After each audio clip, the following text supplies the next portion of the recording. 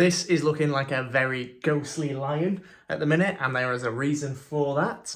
Not every painting goes right the first time you try it. Sometimes it goes horrifically wrong and you hate it. And sometimes the only thing left to do is sand it all back, paint over it with a fresh coat of gesso,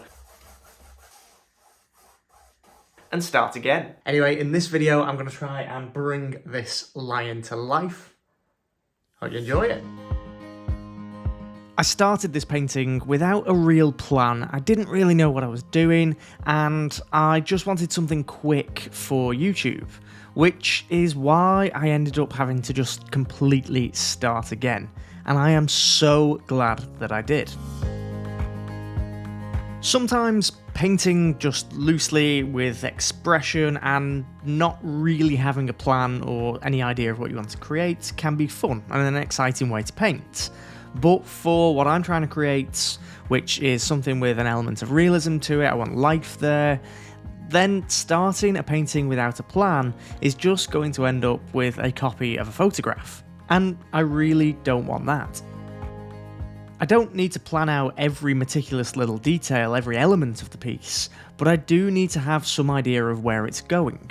The composition, the elements in terms of what story is behind the piece, the colours that I'm going to be using. I need that all planned ahead. None of it's set in stone, and it can develop as the painting progresses, but without that foundation of that plan, without that underlying idea, then I'm just sort of rushing a painting, and I don't really know if what I'm going to create is something that's going to be good. After completely covering the canvas with white and planning this piece, I jumped in full steam ahead, really excited about where it was going to go.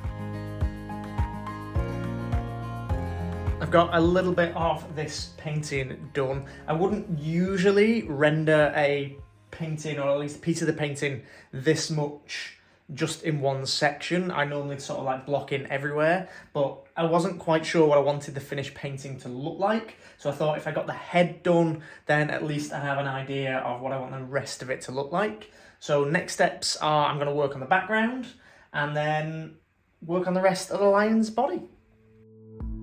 I've decided to pre-mix my colours for the background. I want to be able to create very similar colours, and I need large quantities of paint. So to make sure that they are all very similar in tone and value, I mix them up in quite large quantities before applying them to the canvas.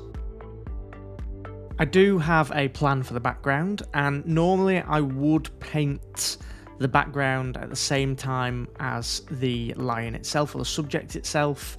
But for this time I painted the subject first because I've got some ideas with this painting, and the paint layer that's currently down on the lion isn't going to be the final layer of paint. So I'm still going to be able to play with those edges between the subject and the background.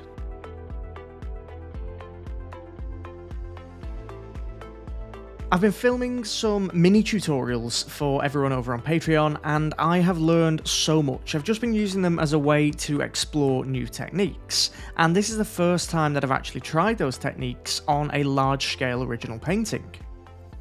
I have never used a palette knife to actually apply paint to a surface like this before, and I thought that I'd give it a go for this painting, and I'm so glad that I did.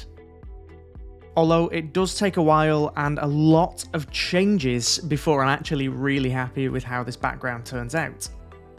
But you're going to see all that soon enough.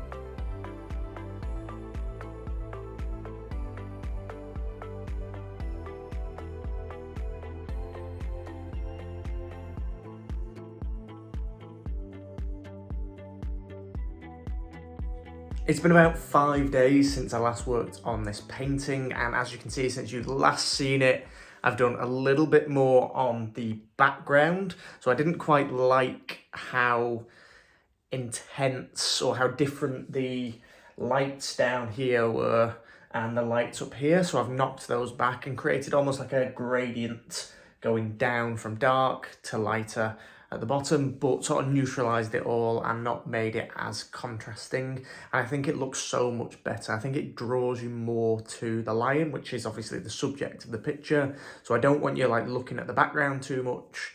So I think this makes it look a lot better. And also, on a side note, today is my birthday. So happy birthday to me. And I'm going to have a full day of painting to celebrate. Amber has also bought me this brand new tripod, which I cannot wait to use.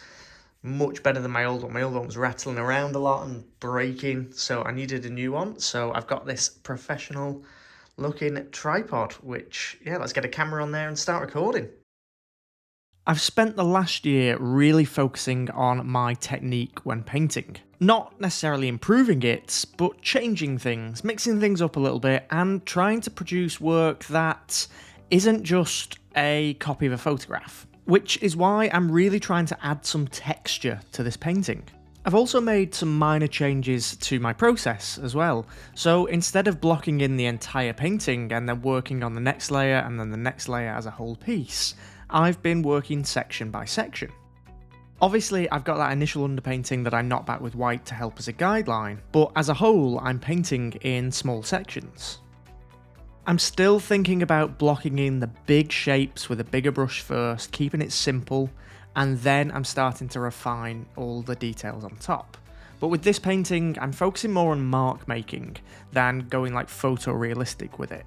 So even though I'm painting small details in the main, I'm not actually painting the details that are visible in the reference photo.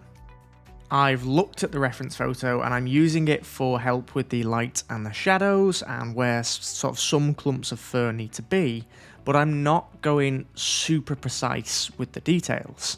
I know that I want it to look like fur. I've looked at the length of the fur strands in the reference photo, and then I'm just trying to recreate that in my painting without being stuck to copying the reference photo exactly stroke for stroke. I'm starting to try to think about the painting as a whole rather than small individual sections. Even though I'm painting them as small sections, I still want them all to flow as one singular piece.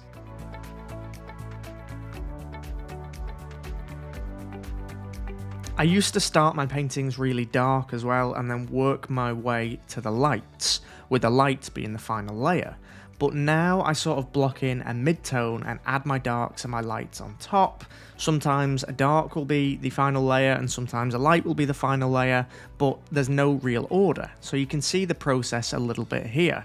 We've got the blocking, we've got building up some of the lights, some of the darks, and then adding some of those mark-makey, scratchy details on top, not being too precise.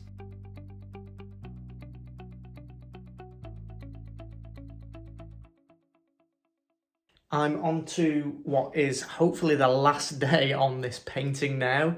You can see all of the details that have gone into the mane here. So we've just got the back, which should hopefully be a little bit easier because it's not going to be as detailed. So it's just going to sort of fall off the edge of the picture so that when you're looking, most of the focus is on this face and a little bit on the mane here, and then go less and less detailed as we go towards the edge. I might even come and bring in some of these like abstract-y textures. You can see all the light glinting off that. So that's where I did it with the palette knife. So I think I'm going to bring some of these palette knife marks onto the actual lion itself as well, just to create a bit of unity with the picture. Also, take a look at what Amber got me for my birthday. I've turned 30, and yes, I am becoming a typical 30-year-old meat smoker.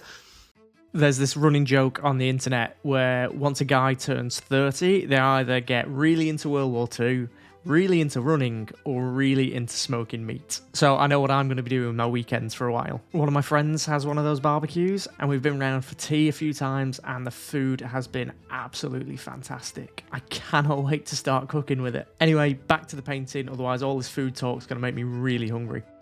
One of the other things that I'm trying to work on with my paintings is trying to put detail where it's needed and try to refrain from putting detail in the other areas, which is why I sort of did this like little wash, and unfortunately I got a little bit carried away with this painting and put a little bit of detail where I don't think it was necessary to put it. But I fixed that in the end because I ended up scraping a load of palette knife paint all over the back of the lion just to tie it in with the rest of the picture. But I much preferred the back of the lion prior to adding all of those little detaily hairs, which you can see here, but it doesn't really matter because, as I said, this wasn't the final layer of the lion. It can all be changed. And that's one of the great things about painting, especially with acrylics. If there's something that you don't like about your piece, you can so easily just repaint it and do it again. And that is something that I strongly encourage you to do if you are an artist. If there are parts of your pieces that you don't like, don't just resign yourself to, oh, I don't like it, it's finished. Try and actually correct them. It can be daunting at first, especially if you've put loads of work into it, but trust me, it is worth it. For some reason, I get so much more satisfaction out of completing a painting that has gone wrong than completing a painting that just goes right all the way through it. It feels like much more of an achievement when you've sort of overcome something that you don't like, you've learned something, and you've corrected something with the things that you've learned.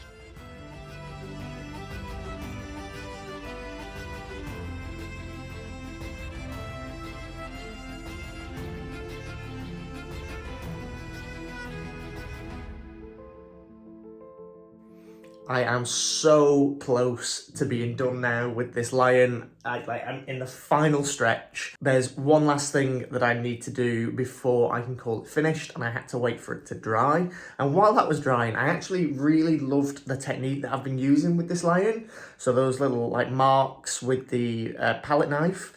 And I actually decided that I wanted to do this to an older picture that I had that was a study that wasn't quite finished. So I decided to add some of these textures with the palette knife onto this painting as well. I'll show you a before, and then I'll show you, obviously you can see what it looks like now, but we'll show you them next to each other so that you can see them. But yeah, I really, really do like this technique that combines a little bit of sort of like abstract texture, but not with it being super abstract. So it doesn't detract from the actual subject and the paintwork of the subject, but it just adds that little bit more interest to the background. I'm loving it, and I cannot wait to see where this technique develops. But enough about that, let's get the final things done on the lion, and then I'll show you the reveal.